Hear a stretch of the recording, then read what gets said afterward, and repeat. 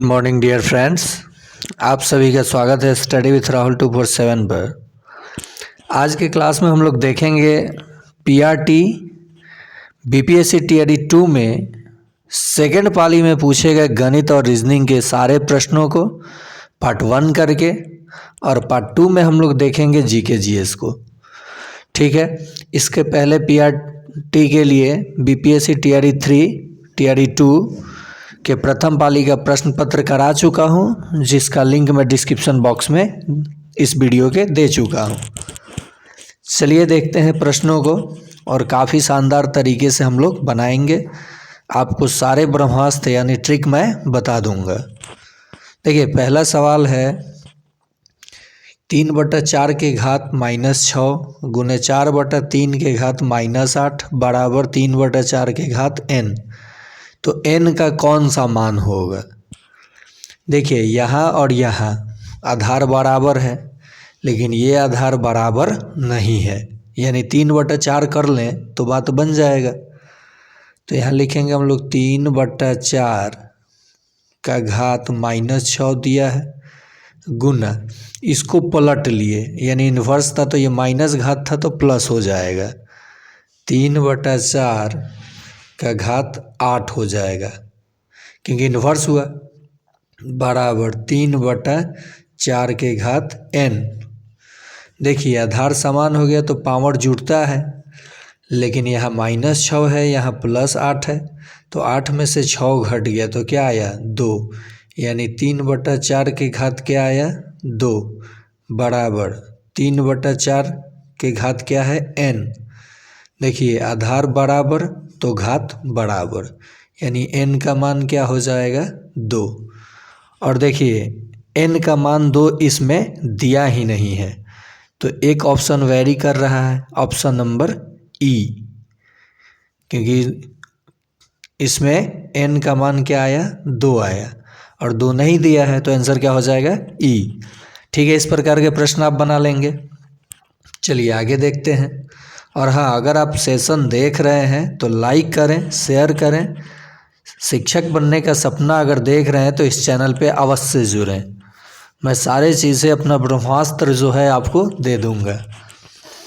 चलिए 2 नंबर प्रश्न देखते हैं। देखिए, किसी भी संख्या का इन्वर्स हो तो उसे आप लिख सकते हैं 1/ वह संख्या। 5 का इन्वर्स है तो 1/5 लिख लिया। चलिए अब यहाँ प्रश्न देखते हैं। 4 का इन्वर्स है तो 1/4 जोड़ 8 का इन्वर्स है 1/8। उसके बाद क्या है? भाग 1/, अब 3/2 का इन्वर्स -2 है तो ये पलट जाएगा, तो 2/3 का ये स्क्वायर हो जाएगा। ये जब हम एलसीएम लेंगे 4 और 8 का तो 8 होगा। 4 दूनी 8 तो 2 जोड़ 8 एकम 8 तो 1। यहाँ देखिए, भाग 3 का स्क्वायर 9, 9 तो ऊपर चला जाएगा, यानी 9 और 2 दूनी 4। ये क्या आ जाएगा? 3/8, 3/8 गुना, भाग है तो गुना का चिन्ह दे के ही पलट जाएगा, 4/9। 3 तिरी का 9, 4 दूनी 8, ऊपर कुछ नहीं बचा है, 1 है, और नीचे 3 दूनी 6। आंसर क्या आएगा? 1/6। तो देखिए, ऑप्शन में है 1/6, यही ऑप्शन हो जाएगा आंसर। चलिए आगे देखते हैं प्रश्न 3 नंबर। देखिए, ये प्रश्न 3 नंबर आपको डरावना लग रहा है, लेकिन है बहुत आसान। ऑप्शन से आप लोग बना सकते हैं। A/B जो दिया है वो दिया है 1/2 रेशियो 3/8। ठीक है, 2 और 8 का लघुत्तम क्या होता है? 8 होता है, तो दोनों में 8 से गुना कर लीजिए। इसमें 8 से गुना करेंगे तो ये कट जाएगा, 4 आएगा, और इसमें 8 से गुना करेंगे तो कटेगा तो 3 आएगा। किस ऑप्शन में A/B में 4/3 दिख रहा है? तीनों ऑप्शन में से चेक कीजिए। पहला ऑप्शन देखिए 6/8, काटेंगे 2 से तो 3, और ये 4, और यहाँ तो 4/3 है। दूसरा ऑप्शन देखिए 8/6, 2 से काटेंगे 4, और ये 3। दूसरा ऑप्शन वेरी कर रहा है, तीसरा भी चेक कर लीजिए। 4:6, 2 से काटेंगे 2:3, 2:3 आया, यानी ये भी नहीं, ये भी नहीं, और ये हमारा लाई कर जा रहा है। ठीक है, यहाँ देखिए 12 से गुना करेंगे तो 3 3 का 9, डी का मान 3 आ रहा है, यही आंसर बिल्कुल सही हो जाएगा। इस सवाल को पूरा बनाना चाहेंगे, चलिए आपको एक और तरीका बता देता हूँ, पूरा सीख जाइए। अगर यहाँ ट्रिक आपका काम नहीं किया तो मेथड तो आना चाहिए। A/B हो जाएगा, देखिएगा 2 और 4 का लघुत्तम 8 हुआ तो 8 से दोनों में गुना किए तो 4:5 हो गया। B/C हो जाएगा, 3 और 9 का लघुत्तम 9 होगा तो 9 से गुना करूँगा दोनों में तो 3:5 हो जाएगा। और C/D जो हो जाएगा 12 से गुना करूँगा क्योंकि इसका 12 होगा LCM, तो देखिए 5/6 में 12 से गुना करूँगा तो 10 होगा और 4 3 12 तो 9 होगा। अब हमें क्या चाहिए, A/B/C/D, तो इसको एक बार सीधा गुना कीजिए, 4 3 12, 12 दहा के 120, ठीक है। फिर इसे सीधा गुना कीजिए, इसे सीधा गुना कीजिए तो क्या हो जाएगा, ये डी के पास लिखाएगा 25, 25 9, यहाँ कितना था, ओहो यहाँ 3 ना है, देखिए 4:8 से गुना करूँगा तो 8 से कटेगा 3, 5 3 15, 15 9 135, ओके। फिर ऐसे गुना कीजिए, 3 3 का 9, 9 दहिया 90, तो ये बी का मान हो जाएगा। और फिर 3 गुना 5 गुना 10 कीजिए, 5 3 15 दहा के 150 होगा। अब सब 15 से कट रहा है, 15 8 120, 15 6 90, 15 दहा के 150, 15 9 135, देख लीजिए 8:6:10:9 आ गया आंसर। तो ये पूरा ट्रिक था, मेथड था। आगे देखते हैं प्रश्न हम लोग। देखिए एफिशिएंसी का पैसा दिया है, यानी सुरेश जो है, सुरेश काम कर रहा है और कौन कर रहा है, शशि कर रहा है। शशि, सुरेश कर रहा है काम को 11 दिनों में, शशि कर रहा है 17 दिनों में। तो ये तो काम ना कर रहे हैं, इनकी क्षमता का अनुपात इनके उल्टा हो जाएगा, यानी सुरेश की क्षमता 17 यूनिट और शशि की क्षमता 11 यूनिट, और जो पैसा मिलता है वो इनके क्षमता के अनुसार ही मिलता है। तो इन दोनों को टोटल पैसा मिला कितना, 5600, कितना मिला है 5600, 17 और 11 28 का मान 5600, तो एक का मान 200, एक का मान कितना आ गया 28 दूनी 56, 200, यानी सुरेश का हिस्सा हुआ 17 दूनी 3400 और शशि का हिस्सा हुआ 11 दूनी 2200। कहीं है ऑप्शन में 3400 और 2200? देखिए अगर ये ऑप्शन उल्टा दिया रहे एग्ज़ाम में बीपीएससी में तो आप इनमें से कोई नहीं के साथ जाइएगा, सीधा दिया रहे तो देखिए 3400 और 2200 ऑप्शन बी में है, तो यही इसका बिल्कुल सही जवाब हो जाएगा। बोला ना मैं बिल्कुल सभी चीज़ों को एकदम आसानी से बताऊंगा आपको। और हाँ, ये केवल पीआरटी के लिए ही नहीं है, जितने भी हमारे साथी पीआरटी की तैयारी कर रहे हैं, मैं 9th 10th का अगर मैथ करा रहा हूँ, साइंस 6 to 8 का करा रहा हूँ, आप सभी प्रश्नों को देखिए क्योंकि वहीं से प्रश्न पत्र से लेकर अब पीआरटी में डाल दिया जाता है, ठीक है। प्रूफ के साथ मैं आपको दिखा सकता हूँ। तो आप सभी सेशन के मैथ को देखिए, साइंस को देखिए, जीके जीएस को देखिए, सभी लोग, तब आपकी जाके तैयारी होगी। नहीं तो आप सोचेंगे कि थंबनेल पे लिखा हुआ है पीआरटी तो ये केवल पीआरटी के लिए है, यही पढ़ना है हमें, मामला फंस जाएगा। इसलिए आप तीनों प्रश्न पत्रों को देखें और एनालिसिस करें कहाँ से प्रश्न आ रहा है। और मैथ रीजनिंग साइंस के लिए तो मैं हूँ ही, बाकी जीके जीएस प्रीवियस ईयर के आधार पे देखूंगा, उसके इर्द गिर्द सवालों को कराऊंगा और मॉडल सेट लेकर के आप लोगों के लिए आऊँगा। अगर मेरा 10 मॉडल सेट आप बना जाते हैं, रिजल्ट पक्का। मेरिट में आने के लिए तो आपको मेहनत करना होगा ना। 5 नंबर प्रश्न देखिए। 5 नंबर कहता है ए का वजन बी के वजन का 25% है और सी के वजन का 40% है। ए है, बी है, सी है। तो सी को अगर 100 मान लिया तो ए तो उसका 40% है, तो 40 हो जाएगा। और बी का, ए का वजन बी के वजन का 25% है, यानी 1/4, तो ये 160 हो जाएगा। 1/4 का मतलब 40 में 4 से गुना, तो 4 चौके 16, 160 हो गया सी। अब देखिए प्रश्न क्या कह रहा है, सी के वजन का कितना प्रतिशत बी के वजन के बराबर है। तो 160 बटा में 100 गुना 100%, ये कट गया, 160% आंसर हो जाएगा। देखिए सवाल टेढ़ा टेढ़ा दिखेगा, जवाब आपको कैसे सोच के देना है ये आप पे डिपेंडेंट है। बहुत सवाल को तो ऑप्शन से बताऊंगा मैं। देखिए ये इंग्लिश मीडियम वाले देख लीजिएगा, यहाँ पे देखते हैं 6 नंबर प्रश्न। ये VBI कर लीजिए 6 to 8 वाले और 9 10th वाले भी। बहुत ज़बरदस्त ये सवाल है, इतना बड़ा दिख रहा है लेकिन बनेगा चुटकियों में। ठीक है, तो देखिए दोस्तों ये क्या कह रहा है, एक गोला है, क्या है, एक गोला है और एक वायर है, तार है।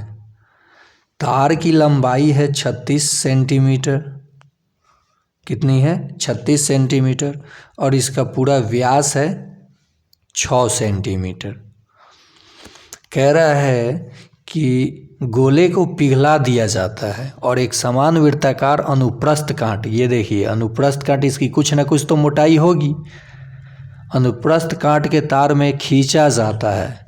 यदि तार की लंबाई 36 सेंटीमीटर हो तो उसकी त्रिज्या बतानी है। अगर मोटाई पूछ देता है इसका मतलब व्यास बताना होता है, यह तो त्रिज्या आसान कर दिया प्रश्न। लेकिन आपको तो लग रहा है कि बाप रे बाप कैसे बनेगा, आसानी से बनेगा। व्यास 6 सेंटीमीटर दिया है तो त्रिज्या इसकी आधी हो जाएगी, किसकी, गोले की, तो 3 हो गया। गोले का आयतन होता है, अब गोले का जो आयतन होगा उस ये तार के आयतन के बराबर होगा। तो ये तो तार वृत्ताकार अनुप्रस्थ काट है तो वृत्ताकार है, तो तार का देखिए यहाँ तार का जो आयतन होगा πr², वृत्त का क्षेत्रफल गुने लंबाई हो जाएगा, तो ये 3D में बदल जाएगा। और यही आयतन 4/3 πr³ गोले के आयतन के बराबर हो जाएगा, क्योंकि ये पिघला करके तार बनाया गया है, तो हमें उत्तर मिल जाएगा। आइए देखते हैं। त्रिज्या हम लोगों ने निकाल लिया था 3, तो 4/3 गुना पाई, और आर का क्यू होता है, स्क्वायर शायद लिख दिया था मैंने, आर का क्यू होता है πr, 4/3 πr³, तो आर तो त्रिज्या 3 अब हो जाएगा, तो 3 गुना 3 गुना 3 बराबर पाई, आर नहीं पता है, आर का स्क्वायर, गुना लंबाई तो पता है 36, 1 3 से 1 3 कट गया, यहाँ देखिए 4 9 36, और यहाँ देखिए 3 3 का 9, पाई से पाई कट गया, इधर क्या बचा 1, इधर क्या बचा, देखिए ये 4 9 36 है ना, 36 दिया है, तो ये 4 9 36 और 3 3 का 9 पाई r², और ये लंबाई, तो ये आयतन हो गया 4/3 पाई r³, तो 4 9 36, और यहाँ हो जाएगा 3 से 3 कट गया, 3 3 का 9 था, ये 9 था, कट गया, r² बराबर बच रहा है 1, तो r बराबर क्या हो जाएगा, ±1, क्योंकि ये स्क्वायर रूट जाके लग जाएगा। तो आंसर क्या आना चाहिए, एक तो ऑप्शन में है ही नहीं, तो इसका सही जवाब क्या हो जाएगा, उपर्युक्त में से कोई नहीं। एक बार और चेक कर लीजिए क्या दिक्कत है। 4/3 गुना पाई और RQ, यानी 3 गुना 3 गुना 3, क्योंकि दिया था, व्यास दिया है तो त्रिज्या आधा हो जाएगा। यहाँ पे पाई r² और h है 36, 3 से 3 कट, पाई से पाई कट गया, 3 से 3 कट गया, 4 9 36 और 3 3 का 9 9, तो r² का मान 1 बचा, 1 ही आएगा। चलिए आगे देखते हैं 7 नंबर। 7 नंबर आप ऑप्शन से ही बना सकते हैं। कह रहा है कि यहाँ बना देते हैं, दो वृत्त है, दो वृत्त आंतरिक रूप से स्पर्श करते हैं, दो वृत्त आंतरिक रूप से स्पर्श करते हैं, ठीक है। उनके क्षेत्रफल का योग दिया है 116 पाई सेंटीमीटर स्क्वायर और उनके केंद्रों के बीच की दूरी दिया गया है 6 सेंटीमीटर। तो वृत्तों की त्रिज्याएं क्या होंगी। देखिए ये बनाएंगे तो बहुत समय लग जाएगा, आपको पहले मैं ट्रिक बता देता हूँ। देखिए इन दोनों के बीच में कितने का अंतर है, 6 सेंटीमीटर का अंतर है। वृत्त का क्षेत्रफल क्या होता है, πr²। 16 का स्क्वायर कीजिएगा 256 जोड़ 10 का स्क्वायर कीजिएगा 100, आंसर क्या आ रहा है 356। क्या आ रहा है 356। तो ये आंसर देखिए दिया कितना है 116, तो ये आंसर नहीं होगा।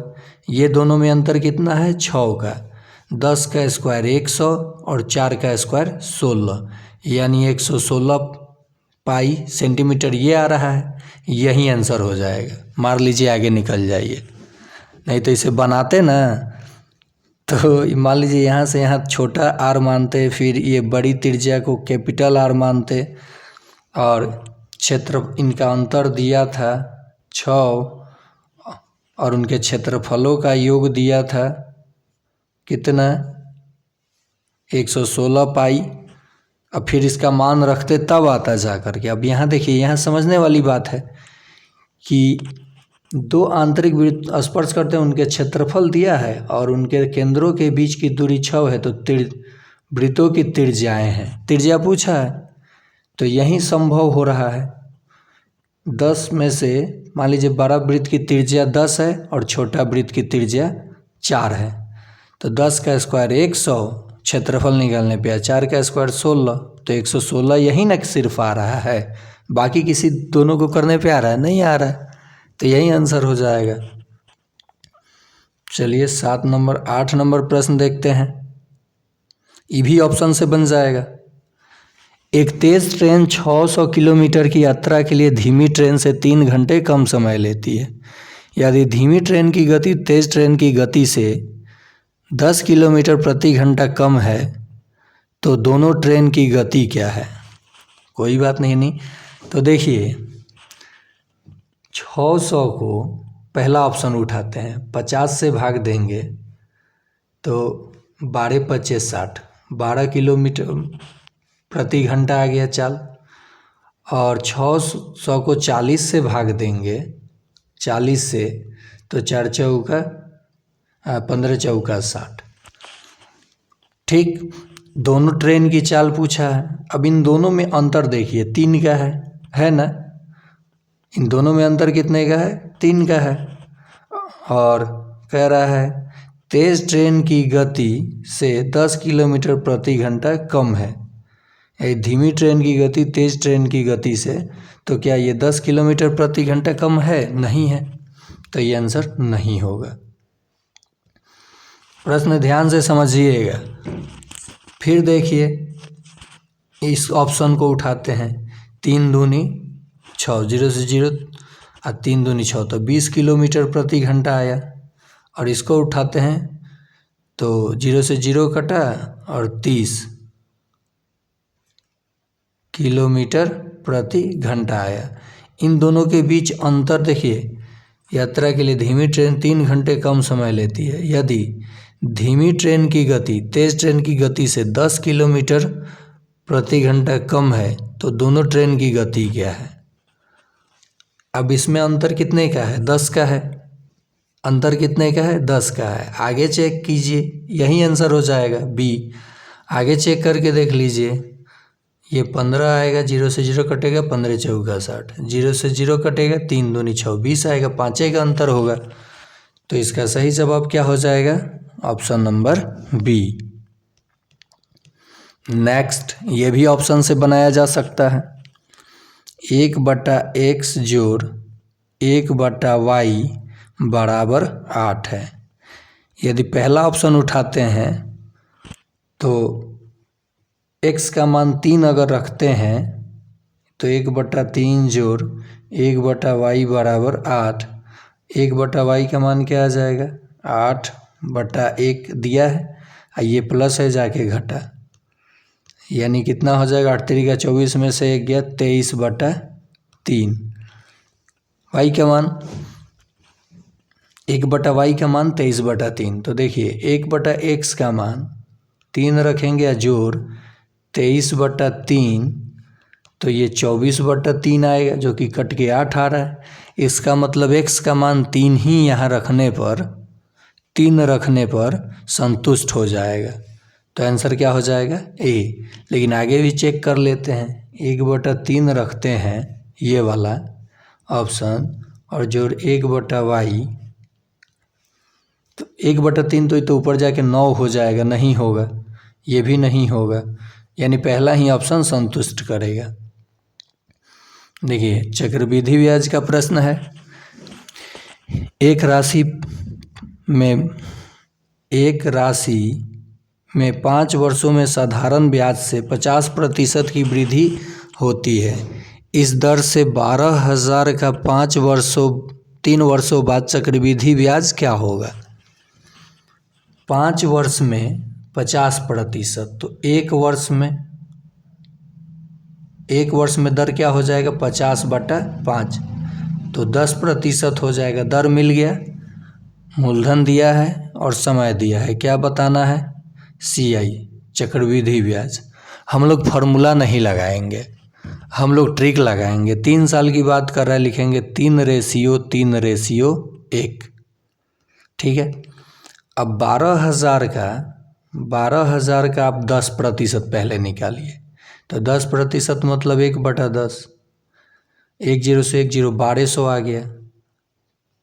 1200 में 3 से गुना कर लेंगे, कितना हो जाएगा, 3600 जोड़। अब 1200 का फिर 10%, ट्रिक है, ये ट्रिक है, 3 बार करेंगे, 120, तो 120 दिया 360 जोड़। अब फिर 120 का 10%, क्योंकि 3 साल दिया था, 12, फिर यहाँ 12 में 1 से गुना होगा 12।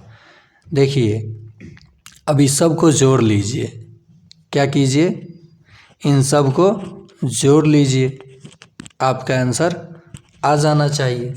इसी दर से 12,000 का 3 वर्षों बाद चक्रवृद्धि ब्याज क्या होगा। तो देखिए 36 और 3 39, और ये 60 और 12 72, 3972 रुपये आंसर हो जाएगा। नहीं समझे, देखिए बिना किसी फार्मूला का बनाया जा सकता है। या 33.1% हो रहा है, इसका 33.1% निकाल देते तब भी आंसर आ जाता। देखिए मैंने क्या किया कि मैंने पहले दर पता कर लिया, कितना आ गया, 10%। पहले 12,000 का 10% निकाल लिया, 1/10, तो कितना आ गया, 1200 आ गया, ओके। फिर 1200 का, फिर ये 1200 का 10% निकाला, 120 आ गया। फिर 120 का 10% निकाला, 3 साल दिया था, तो ये 12 आया। और इसका ट्रिक होता है कि अगर 3 साल में चक्रवृद्धि ब्याज ज्ञात करना हो, मूलधन हो, तो रेशियो होता है 3:3:1।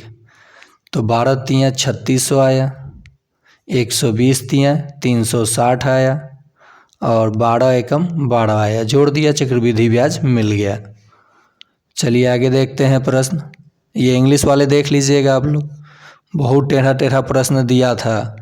और ये 1 to 5 का प्रश्न है जो कि 6 to 8 9 10th से मुश्किल है। वहाँ तो कॉन्सेप्ट बेस्ड क्वेश्चन दे रहा है और यहाँ घुमा घुमा के दे रहा है। तो आप लोग जब भी मैं मैथ कराऊँ या साइंस कराऊँ या रीजनिंग, तो आप चाहे वो 6 to 8 के हों, 9 10th के हों, जनरल पेपर सभी के लिए, और ये 1 to 5 वाले ज़रूर देखेंगे सभी प्रश्नों को। और TRE 3 TRE 2 के प्रथम पाली का वीडियो बना चुका हूँ पूरे प्रश्न पत्र का, उसका लिंक मैं आपको इस वीडियो के डिस्क्रिप्शन में दे दी हूँ। और प्लेलिस्ट जो भी प्रश्न पत्र करा रहा हूँ, मॉडल सेट करा रहा हूँ, बिहार टेक्स्ट बुक से जो प्रश्न आ रहा है उस टेक्स्ट बुक का महत्वपूर्ण प्रश्न करा रहा हूँ, सबका लिंक आपको डिस्क्रिप्शन बॉक्स में दे दिया हूँ, आप देख सकते हैं। एक परीक्षा में कुल विद्यार्थियों का 37.5% छात्राएँ हैं। ठीक है, 37.5% छात्राएँ हैं, इसका मतलब 37.5 का मतलब कितना हुआ, 3/8 होगा। 37 दूनी 74, 1 75/200, देखिए 75/200 हो गया, क्योंकि 2 है 200, 25 3 75, 25 8 200, यानी 3/8 इसका क्या होगा, फ्रैक्शनल वैल्यू होगा। तो हम करेंगे क्या, 800 मान लेते हैं, इधर लिख लेते हैं, इधर लिखते हैं 800 मान लेते हैं कि कुल छात्र हैं, जिनमें से 300 लड़कियां हैं, क्योंकि 3/8 था, और 500 जो बच गए, 500 लड़के हो गए, ये गर्ल हो गई, ये बॉयज़ हो गए। अब कह रहा है कि छात्रों का 75% तथा छात्राओं का 62.5% सफल हुए हैं तथा 342 छात्राएं असफल हुई हैं। तो असफल छात्रों की संख्या बतानी है। छात्र 75% सफल हुए हैं, तो 25% ना असफल हुए हैं, 25/100, तो 25 125 छात्र असफल हुए हैं। अब कह रहा है कि छात्राओं का 62.5% सफल हुए, तो असफल कितने हो जाएंगे, 300 का 37.5%, तो ये हटेगा 10 आया और 100% का आ गया।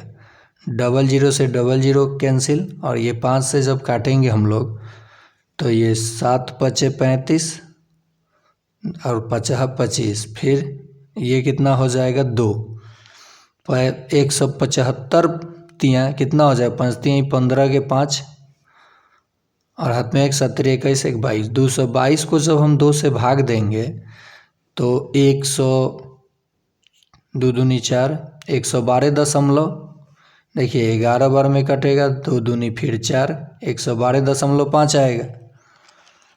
तो यानी पूरे 800 में 300 लड़कियां थीं, 500 लड़के थे, और इनके 125 सफल हुए, और इनमें कितने सफल हुए, 112.5। अब ये असफल हुए, और असफल छात्राओं की संख्या दी गई है कितनी, 342 बटा में ये लिखेंगे 112.5, और यह सफल लड़कों की संख्या है। ठीक, अब कैलकुलेशन कर लेंगे, हमारा आंसर आ जाएगा। ये दशमलव हटा, ऊपर 10 चला गया, देखिए 25 9 1125, 125 9 1125। अब यहाँ देखिए 9 से ये कटेगा, तो 9 3 27 और 9 8 72, 9 से ये कट गया। 38 में 10 से गुना करेंगे तो कितना हो जाएगा, 380। यानी कुल कितने छात्र असफल हुए, तो क्या हो जाएगा आंसर, 380। बहुत ही लाजवाब प्रश्न था। देखिए घुमा घुमा के प्रश्न दिया गया है, और मैं वादा करता हूँ कि अगर आप 1 to 5 की तैयारी कर रहे हैं और मैथ्स रीजनिंग सीखना चाहते हैं, फुल में फुल मार्क्स लाना चाहते हैं, किसी तरह आपको 120 में 90+ जाना ही होगा तब आप मेरिट में आएंगे। तो हम लोग 90 पार नहीं 100 पार जाएंगे जो भी इस चैनल पे जुड़ेंगे। और हाँ, सेशन को लाइक ज़रूर करें। चलिए आगे देखते हैं प्रश्न। ये देखिए क्लास 10th का परिमेय और परिमेय संख्या है। -2/3 और 1/2 के बीच में दो संभव परिमेय संख्या लिखिए। ठीक है, लिखेंगे। 3 और 2 का लघुत्तम 6 होता है, तो -3 दूनी 6 तो 4 अब बटा 3 दूनी 6 हो जाएगा। आइए 6 से गुना करेंगे, 2 3 6 तो ऊपर 3 हो जाएगा और नीचे 6 हो जाएगा। ओके, अब देखिए -4 के बाद -3/6 आएगा, -2/6 आएगा, तो -2/6 दिया है और 3 के पहले 2 आएगा, तो यही आंसर आपका -2/6 और -2/6। नहीं समझे? -4/6 है और ये है 3/6, तो 3 के पहले 2/6 कहीं ना कहीं होगा ना, और इसके बाद -3 -2 कहीं ना कहीं होगा ना, तो यही आंसर वैरी कर रहा है। चलिए आगे देखते हैं प्रश्न को। अगला प्रश्न है, ये भी ऑप्शन से बना देंगे, पिता पुत्र की उम्र संबंधित प्रश्न, और इसका तो मान हर एक केस में 1 आना ही चाहिए, लेकिन बताऊंगा कैसे। 13 नंबर प्रश्न कह रहा है, देखिए समय लग रहा है आपको सीखने में, पूरे फुल वीडियो को वॉच कीजिए। इसके बाद जीके जीएस इसी का पार्ट 2 में करूंगा, ये पार्ट 1 में समझाते हुए प्रश्नों को, और इसी तरह से मॉडल सेट में आपको सिखाऊंगा ट्रिक से। एक पिता की उम्र उसके पुत्र की उम्र की 5 गुनी है, लेकिन 15 वर्ष बाद उसके उम्र के पुत्र की उम्र की 2 गुनी रहेगी, तो पिता की उम्र क्या होगी? मान लीजिए पिता की उम्र 20 मानता हूँ, तो कह रहा है पुत्र की उम्र की 5 गुनी है, तो ये 4 लिखूंगा तब ना 5 गुनी, ये सन ये फादर। ओके, अगर 25 वर्ष लिखता हूँ, सब लिख लेता हूँ, तो ये 5 लिखना पड़ेगा। 30 लिखता हूँ तो ये 6 लिखना पड़ेगा, तब ना ये 5 गुनी सब हो जाएगा। अब कह रहा है कि 15 वर्ष बाद, तो 15 दोनों तरफ जोड़ेंगे, तो ये 15 4 19 ये 35, क्या ये 2 गुनी हुआ? नहीं हुआ। इसमें भी 15 जोड़ेंगे, इसमें भी 15 जोड़ेंगे। देखिए 15 और 5 20 और 25 और 15 40, तो 20 दूनी 40, यही 2 गुना हो रहा है। इसका मतलब पिताजी 25 वर्ष के थे। आंसर हो गया। मेथड सीखेंगे, चलिए मेथड भी सिखा देता हूँ। एक पिता की उम्र उसके पुत्र की उम्र की 5 गुनी है। पुत्र की उम्र, अगर सन की उम्र मैंने x माना, तो फादर की उम्र जो है हो जाएगी 5x। अब कह रहा है 15 वर्ष बाद, तो 15 वर्ष बाद फादर की उम्र क्या हो जाएगी? 5x जोड़ 15, और पुत्र की उम्र क्या हो जाएगी? x माने हैं x जोड़ 15। अब कह रहा है कि ये 15 वर्ष बाद जो पिता की उम्र है पुत्र की उम्र की 2 गुनी हो रही है, तो पुत्र में 2 से गुना कर देंगे, बराबर हो जाएगा। 5x जोड़ 15 बराबर 2x जोड़ 30। 2x इधर आके घट गया 5x में से, 3x, अब 15 जाके 30 में से घट गया, तो 30 में से 15 घटेगा 15। देखिए 3 बचे 15, x पुत्र की उम्र मिल गया, और ये देखिए फादर का उम्र 5x है, तो 5 गुना 5 यानी 25 वर्ष के हो जाएंगे। पुत्र का पूछा होता तो 5 वर्ष, और पिता का पूछा है तो 25 वर्ष, तो मैंने ऑप्शन से ही देख लिया, और ये पूरा मेथड हो गया। तो आप दोनों तरीका देख लिए। इस चैनल पे जुड़ने के बाद आपको यही फ़ायदा होगा कि ट्रिक भी जानने को मिलेगा, मेथड भी जानने को मिलेगा। तो आपकी चॉइस, आप कहाँ जाना चाहते हैं? भीड़ में घुसना चाहते हैं या अकेले सफ़र में चढ़ कर के मंजिल को पाना चाहते हैं? भीड़ में कभी नहीं जाइए, मेरा मतलब आप लोग समझ रहे होंगे। बहुत सारा चीज़ लॉस हो जाता है। चैनल छोटा आपको ज़रूर दिख रहा होगा, इसके पहले जीके स्टडीज़ पे मैंने टीचर लोगों की तैयारी कराया था, आप जाकर विजिट कर सकते हैं जीके स्टडीज, लेकिन चैनल पे प्रॉब्लम आने के कारण मैंने वो छोड़ दिया। और यहाँ नया स्टार्ट करने का मतलब हुआ कि बहुत सारे साथियों का सपना पूरा कराने का वादा किया हूँ और फ्री ऑफ कॉस्ट मैं कराऊँगा भी। चलिए अगला प्रश्न है, देखिए ये आधार सब में समान है ठीक है। पावर का पावर हो तो गुना होता है, ए में बी से गुना होगा तो A B plus minus minus minus A C गुना, फिर एक्स है, ये बी में सी से गुना होगा तो बी सी और माइनस ए बी। देखिए यहाँ ए है बी है तो बी ए लिखिए चाहे ए बी लिखिए कोई दिक्कत नहीं है, और फिर गुना एक्स के पावर ए सी माइनस बी सी, देखिए माइनस प्लस। अब आपको पता है कि आधार समान हो तो घात जुड़ता है, x बराबर A B minus A C जोड़ B C minus A B जोड़ A C minus B C. गौर कीजिए माइनस प्लस ख़त्म, यहाँ गौर कीजिए प्लस माइनस ख़त्म प्लस माइनस ख़त्म, x के पावर क्या बचा 0। किसी भी संख्या का घात 0 हो तो उसका मान क्या होता है 1, आंसर 1 हो जाएगा। मैंने कहा था ना ऐसे प्रश्नों का ज़्यादातर चांस होता है 0 या 1 आने का, तो 1 आ गया। अब यहाँ देखिए ये सब जीके का प्रश्न मैं आपको कराऊंगा, ये कॉर्निया हो जाएगा। नेत्रदान में कौन सा दिया जाता है, आप जा कर के मैं जो 10th का साइंस कराया हूँ MCQ, आप वहाँ जाके देखिए पहले।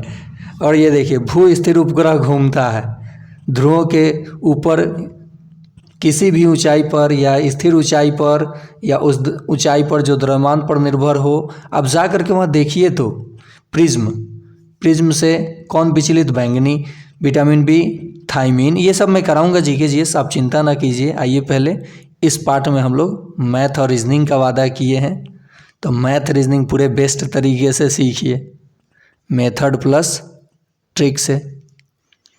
आइए आगे चलते हैं, क्योंकि आगे अब आप लोगों को मैथ रीजनिंग मिलेगा अंत में।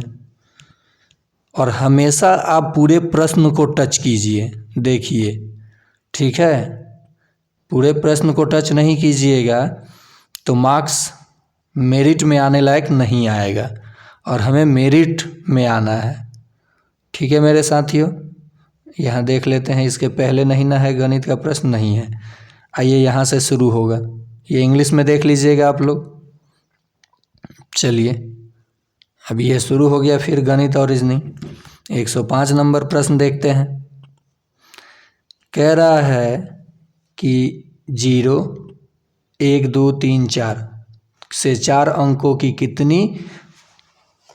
कितनी 4 अंकीय संख्याएं बनाई जा सकती है। तो 4 अंकीय संख्या बनानी है और डिजिट 5 गो है, तो 0 को तो हम लोग पहले लिख नहीं सकते हैं, 0 को लिखेंगे तो 3 अंकीय संख्याएं ही हो जाएंगी। तो ये परमुटेशन कम्युनिकेशन का सवाल है। देखिए पहले केस में हम लोग 0 को छोड़ के इन चारों में से कोई लिख सकते हैं, तो 4C1 गुना। अब दूसरे स्थान पे तो हम लोग 0 भी लिख सकते हैं और इन चारों को लिख सकते हैं, तो फिर 4C1। तीसरे प्लेस पे ये 0 और कोई एक संख्या हट गया तो 3 गो संख्या बचा, तो 3C1। और चौथे स्थान पे 2 ही संख्या बचा, तो 2C1। अब C1 का मतलब 1 होता है, तो 4 गुना 1 तो 4, फिर गुना 4, फिर गुना 3, फिर गुना 2। 4 चौका 16, 16 3 48, 48 दूनी 96। कितनी संख्याएं बन सकती है 4 अंकीय संख्याएं, तो 96 बन सकती हैं। यहाँ 120 है, 5 के पावर 4 है, 4 के पावर 5 है, तो कोई भी ऑप्शन सही नहीं है। इसका जवाब हो जाएगा ऑप्शन नंबर ई। चलिए आगे देखते हैं प्रश्न। ये देखिए, ये क्रम व्यवस्था एक प्रश्न ज़रूर पूछा जा रहा है, मैं सभी पीआरटी में देखा। निम्नलिखित शब्दों को तार्किक क्रम में व्यवस्थित करना है। तो इसमें देखिए या तो घटते या बढ़ते, तो सबसे उच्च प्राध्यापक हो जाएंगे, उसके बाद आपके हो जाएंगे सह प्राध्यापक 2 3, और उसके सह प्राध्यापक यहाँ है सहायक प्राध्यापक, तो हाँ सहायक हो जाएंगे, उसके बाद सह प्राध्यापक 1, तो 2 3 1। पहले प्राध्यापक तब सहायक और सह प्राध्यापक तब सहायक, 2 1 3 होगा। क्या होगा साथियों? 2 पहले प्राध्यापक, उसके निचले स्तर पे आएंगे सहायक प्राध्यापक, सह प्राध्यापक, ना ठीक है, 2 3 और 1, इसे स्टार मार्क कर लीजिए। देखिए मैं इस आंसर के साथ जाऊंगा, अगर मुझे बनाना होता है तो पहले तो प्राध्यापक तो सिर्फ 1 2 ऑप्शन में दिया है, अब वहाँ कंफ्यूज करेगा। उसके बाद हाँ नहीं चलिए 2 1 3 ही होगा, 2 और सह प्राध्यापक और तब सहायक प्राध्यापक, यानी 2 1 3, 2 1 3 का है, बी आंसर हो जाएगा। स्टार मार्क नहीं कीजिए, बी ही इसका आंसर हो जाएगा। चलिए आगे देखते हैं प्रश्न। देखिए HEIGHT को लिखा है 96 10 89 21, लूज को लिखा है 13 16 16 0 6, तो मोबाइल को क्या लिखेगा? देखते हैं क्या लिखेगा। H आता है 8 नंबर पे, तो 1 बढ़ा कर लिखा है 9। E आता है 5 नंबर पे, 1 बढ़ा के लिखा है 6। तो पहले ABCD अगर लिखना चाहते हैं तो लिख लें, नहीं लिखना चाहते हैं तब भी कोई बात नहीं, लेकिन जब भी आपको प्रश्न पत्र मिले तो ABCD करके लिख लीजिए रफ में पहले ही, अगर ABCD वाला प्रश्न आ रहा है तो चलिए नहीं भी लिखे तो भी कोई बात नहीं। E कितने नंबर पे आता है? E आता है आपका, E जो है वो 5 नंबर पे, तो देखिए 6, तीनों ऑप्शन में 6 दिया गया है, ठीक है। यहाँ पे आपको ABCD लिख लेने में ही फ़ायदा है, ABCD EFGHIJKLMNOP, चाहे चलिए कोई एक लेटर रख करके, चलिए इतना लिखे कोई बात नहीं, लिख भी लेंगे।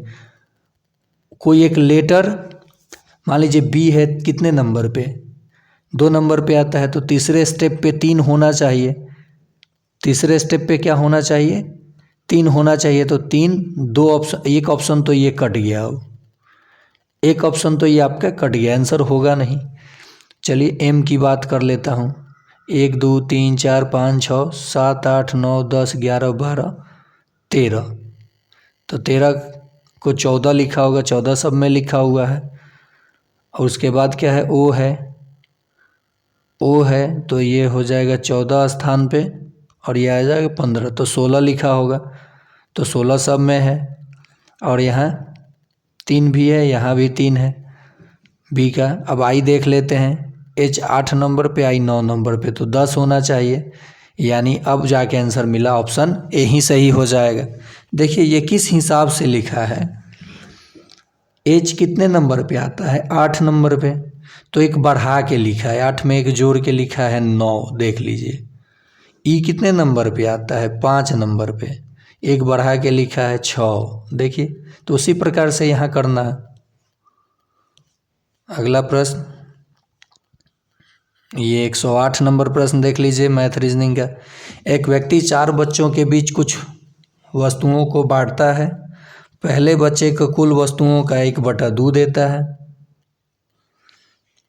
ठीक है, और दूसरे बच्चे को पहले बच्चे का 1/4, तो 1/2 का 1/4, तो 1/8 दिया।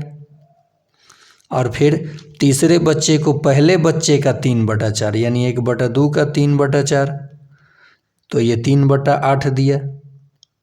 और टोटल वस्तु कितना था? 1 था, घटा लीजिए, चौथे का हिस्सा प्राप्त हो जाएगा, ठीक है। तो देखिए 1 घटाओ, ये LCM 8 हो जाएगा, 4 दूनी 8 जोड़ 1 जोड़ 1, 4 1 5 1 6 आ जाएगा। 1 घटाओ, तो इसको 6/8 को हम लोग लिख सकते हैं 3/4, तो 4 में से देखिए 4 में से 3 जाएगा 1/4। देखिए 1/4 कहीं है कि नहीं ऑप्शन में है, सी नंबर आंसर हो जाएगा।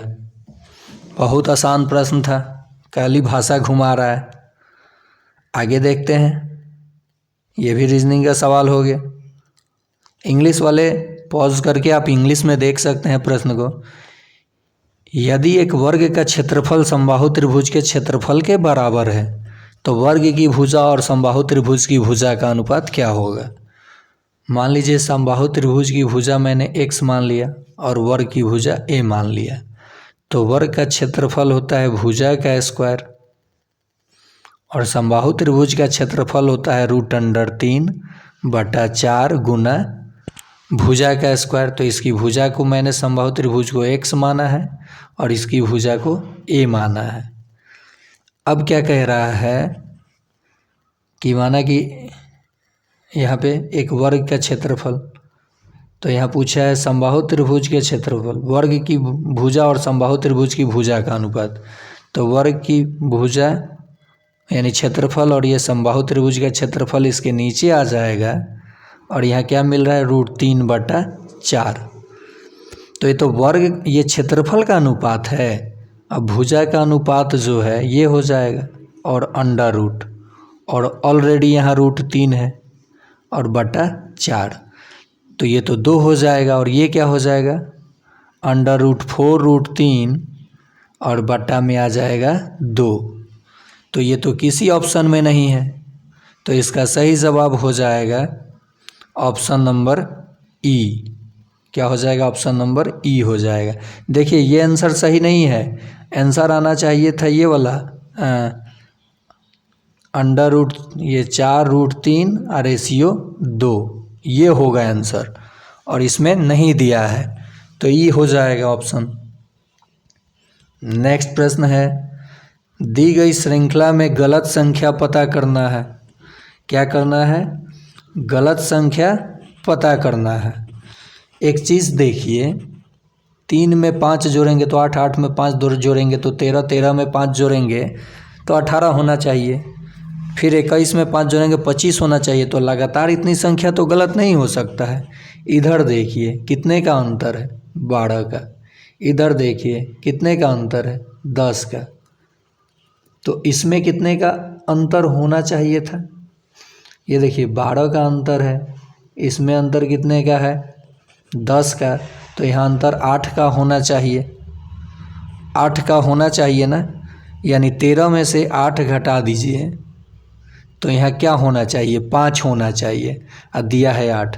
देखिए 3, 5, 13, 21, 31 ऐसे रहता है, तो कितना अधिक है, कितना अधिक है बताइए 10। तो यहाँ से इनमें अंतर कितना का होना चाहिए था 8 का, तो यहाँ 5 होना चाहिए था। 3 में 2, फिर 5 में कितना जोड़े 8, तो ये 8 ही गलत संख्या है। क्या है 8 ही गलत संख्या दिया गया है, क्योंकि यहाँ से देखिए यहाँ से कितना बढ़ा है, कितना यहाँ से बढ़ा है 11 में से 3 जाएगा 8, और यहाँ कितना बढ़ा है 10, यहाँ कितना बढ़ा है 12, तो यहाँ 6 बढ़ना चाहिए था 100, यहाँ 7 होना चाहिए था। क्या होना चाहिए था 7, 5 नहीं होना चाहिए था। देखिए 3, 7, 13, 21, 31, 43, कितना का अंतर है 4 का, कितना का अंतर है 6 का, कितना का अंतर है 8 का, कितने का अंतर है 10 का, कितने का अंतर है 12 का, तो यहाँ 7 होता तो सही होता, ये 8 गलत उत्तर है। चलिए आगे देखते हैं प्रश्न। कह रहा है, इसमें पहले प्रश्न देख लीजिए, नीचे दी गई तालिका से गलत संख्या ज्ञात करें। आसान है, 6 को 2 से भाग करेंगे तो 3 आएगा, और 3 में 18 से गुना करेंगे तो 54 आएगा, ठीक है। 12 को 4 से भाग करेंगे 3 आएगा, 3 में 36 से गुना करेंगे 108 आएगा, 3 को 1 से भाग करेंगे 3 आएगा, 9 से गुना करेंगे 27 आएगा। ये सब सही है। 15 को 5 से भाग करेंगे 3 आएगा, 3 में 45 से गुना करेंगे, 5 3 15, 4 3 12, 1 13, 135 आएगा और 100 दिया है। यही गलत है, गलत संख्या पता चल गया। चलिए आगे देखते हैं प्रश्न। देखिए अगला प्रश्न है, मदन के भाई के अंकल करण के पिता के भाई हैं। मदन के भाई के अंकल, तो मान लीजिए मदन का कोई भाई है, मदन के भाई का अंकल, अंकल ऊपर चले जाएंगे, अंकल करण के पिता हैं। किसके पिता हैं? तो ये करण के पिता हैं, करण के पिता हैं। मदन और करण में क्या संबंध है? मदन के भाई और इसके भाई के अंकल, कह रहा है मदन के भाई के अंकल करण के पिता हैं। ये करण के क्या है? पिता हैं। तो मदन करण का अंकल है। क्या प्रश्न क्या पूछा है? मदन और करण में क्या संबंध है? तो मदन तो भतीजा हो जाएगा। मदन करण का पुत्र है या भाई है? पहले रीजन में मदन के भाई का अंकल, मदन के ये भाई और ये भाई का अंकल, तो ये मदन करण का भाई, ये मदन करण का अंकल है। नहीं, करण मदन का अंकल है, पिता भाई, तो ये अंकल और ये भाई, तो ये पिता ही होंगे मदन के। तो कह रहा है मदन करण का अंकल है, मदन करण का भाई है, मदन करण का पुत्र है। ये सही हो जाएगा, सी आंसर हो जाएगा। चलिए आगे देखते हैं। 114 नंबर प्रश्न है, वाई है, टी है, ओ है, उल्टा चल रहा है। क्या चल रहा है? उल्टा। इसमें देखिए संबंध ढूंढिए। ओ के बाद 5 O, P Q R S T और टी के बाद 5 वाई। तो क्या यहाँ रखे जिसके 5 के बाद ओ आए? तो जे रख के देखते हैं। जे एच आई जे के एल एम एन ओ, 5 छोड़ के आ जाएगा ओ। फिर ई रख के देखते हैं। E F G H I जे ई, यही आंसर बैठ जाएगा।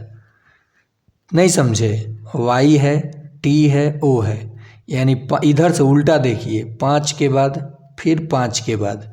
तो यहाँ ऐसा लेटर रखना है कि 5 के बाद ओ आए और 5 के बाद जे, जो यहाँ वाला लेटर है। तो जे और ई रख के देखिए, बिल्कुल सटीक बैठ रहा है, आंसर हो जाएगा।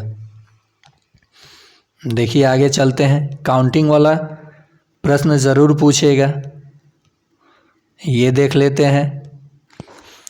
प्रश्न है, नीचे दी गई आकृति में कितने त्रिकोण हैं?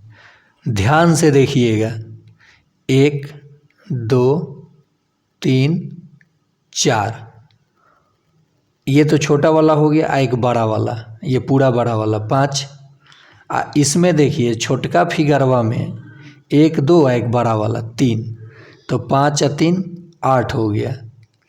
और यहाँ देखिए, यहाँ ध्यान से देखिएगा, इस फिगर में छोटा वाला बना, एक बड़ा वाला बनेगा,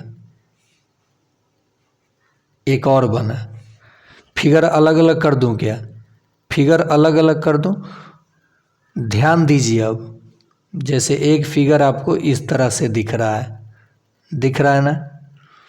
तो बड़ा वाले को तो आपने काउंट कर लिया है, लेकिन क्या यहाँ से यहाँ तक, ये यहाँ से यहाँ तक आपने काउंट किया नहीं, फिर यहाँ से यहाँ तक नहीं किया, तो और 2 हो जाएगा। यानी 5 3 8 2 10 है कि 11 ट्रायंगल हो जाएंगे इसमें। कितने ट्रायंगल हो जाएंगे? 11 ट्रायंगल इसमें आपको देखने को मिल रहा है। बी आंसर हो जाएगा। अगला प्रश्न है, आशा 3 किलोमीटर दक्षिण की ओर चलती है। कितनी किलोमीटर? 3 किलोमीटर दक्षिण की ओर। थोड़ा और ऊपर से कर लेते हैं, यहाँ से दक्षिण की ओर चलती है। अब दक्षिण की तरफ मुँह है तो दाएं मुड़ी, तो दायां इधर होगा और बायां इधर हो जाएगा। फिर दाएं मुड़कर 2 किलोमीटर चलती है। ठीक। वह फिर दाएं मुड़ी, तो अब तो इधर दायां इधर हो जाएगा ऊपर के तरफ। तो फिर दाएं मुड़कर 3 किलोमीटर चली। कितना? 3 चलती है। और फिर अपने बाएं मुड़कर, अब इसका बायां इधर हो जाएगा, बाएं मुड़ती है और सीधा, यहाँ क्या लिखा है, सीधा चलना शुरू करती है। अब वह किस दिशा में चल रही है? तो ये दक्षिण हुआ, ये उत्तर हुआ, ये पश्चिम हुआ, ये पूरब हुआ। पश्चिम में चल रही है, बड़ा ऑप्शन सही ऑप्शन।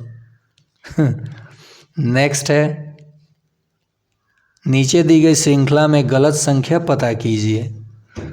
गलत संख्या आपको बतानी है। चलिए एक पे आप लोग थोड़ा मेहनत करके इसका कमेंट में जवाब दीजिएगा, देखते हैं। सारे प्रश्न हम ही बता दें तो आप लोग इसका जवाब कमेंट में ज़रूर दीजिएगा 117 का कि क्या होगा आंसर। देखते हैं कितने साथी देख रहे हैं सेशन को।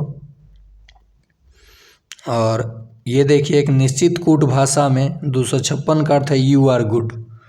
256 का अर्थ है यू आर गुड। यू है इसका, आर है और ये गुड। ये ज़बरदस्त प्रश्न दिया है। 637 का अर्थ है वी आर बैड। 358 का गुड एंड बैड। 358 का गुड एंड बैड। तो एंड का क्या होगा? एंड का क्या होगा? यहाँ देखिए, लेटर देखिए कॉमन कौन कौन सा है। लेटर देखिए गुड है, यहाँ बैड बैड है, तो 8 और 7 एंड का नहीं होगा, तो 8 ऑप्शन में से काट दीजिए। फिर आर आर देखिए, आर यहाँ भी है यहाँ भी, तो 5 और 3 आर का नहीं होगा, ठीक है। और यू का 2 दिया है, यू का 2 दिया है। वी, चलिए इस बी बी बी बी देखिए, यही कॉमन ढूंढ के किया जाता है। यहाँ गुड है और किसी में गुड है, यहाँ भी गुड है, तो गुड गुड ऑप्शन का। इस प्रश्न को आप लोग होल्ड कर दीजिए, मैं आगे बता दूंगा अगले वीडियो में। इसका पूरा पाठ ही पढ़ा दूंगा कि कैसे ये प्रश्न बनाया गया। थोड़ा सा भूल रहा हूँ मैं। देखिए यहाँ प्रश्न कह रहा है 6 सड़कें एक देश की ओर जाती हैं। XYZ अक्षरों को और 1 2 3 अंकों द्वारा इंगित किया जा सकता है। सड़कें 6 हैं, XYZ और 1 2 3 जाती हैं। जब तूफान आता है तो वाई अवरुद्ध हो जाता है। तूफान के समय वाई जो रास्ता है क्षतिग्रस्त हो जाता है, अवरुद्ध हो जाता है। जब बाढ़ आती है तो X 1 और 2 प्रभावित होता है। बाढ़ के समय X 1 और 2 ये भी प्रभावित हो जाता है। जब सड़क 1 अवरुद्ध हो जाती है तो Z भी अवरुद्ध हो जाता है। जब 1 अवरुद्ध होती है तो Z भी क्या होता है? अवरुद्ध हो जाता है। एक ही समय जब बाढ़ आ जाए और तूफान भी चलने लगे तो किस सड़क का उपयोग किया जा सकता है? तो देखिए X 1 2 Z ख़त्म हो गया, X 1 2 Z ख़त्म हो गया, ठीक है। और देखिए तूफान आता है तो Y भी ख़त्म हो जाता है, तो Y को भी हटा दीजिए, यानी 5 रास्ते ख़त्म हो गए। 5 रास्ते क्या हो गए? ख़त्म हो गए। तो बच गया कौन सा रास्ता बताइए? 3 नंबर रास्ते से वे लोग आवागमन कर सकते हैं। ये 117 को तो आपसे पूछा हूँ। 118 कोडिंग करके बताइएगा। सी का पहला लेटर है D, ई के 2 कम C, ठीक है। तो वैसे बी के पहला लेटर A हो जाएगा और फिर O के 2 कम तो देखिए ये तो ऑप्शन आपका कट गया कि ये होगा नहीं,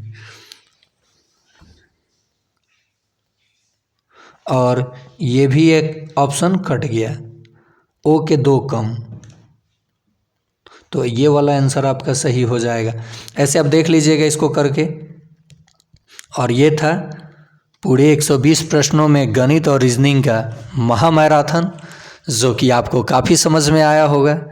और जो प्रश्न पूछा हूँ और एक ये प्रश्न छोड़ के रखा हूँ, इसको मैं अगले वीडियो में जब जीके कराऊँगा, जीके जीएस इसका पार्ट 2, तो पूरा बता दूंगा इसका क्या है तरीका। तो आज के लिए इतना ही। ऐसे ही अगर आप सेशन को देखना चाहते हैं, रिजल्ट पाना चाहते हैं, तो सब्सक्राइब कीजिए आपका अपना चैनल स्टडी विथ राहुल 247।